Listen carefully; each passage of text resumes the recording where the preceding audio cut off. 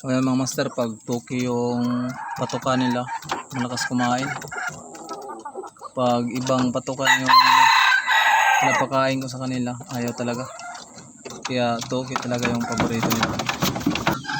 Saka linalagyan ko lang yan ng mga, binibilhan ko ng mga 7 cans. I-shuffle ko para makakain rin sila ng mga titigas. Kunti lang. Tuki talaga yung ano nila, paboritong kainin.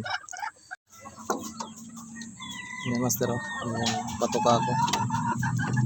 Tuki yan.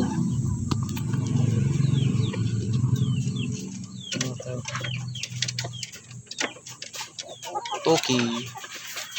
Lakas kumain sila pag tuki master. Yan master, si Magong. Yan yung ating Magong. Haba ng ano niyan, lawi. Yan o. Marami yung lawi niya master, ang haba. Yan yung ating Magong. Tabayin natin kasi ka-recover na yan.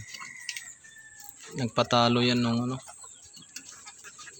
Kasi mapayat pa. Kaya ngayon medyo umano na yung katawan niya. Dinadamihan kasi natin na pagpakain. Tsaka tanghali, pinapakain din natin.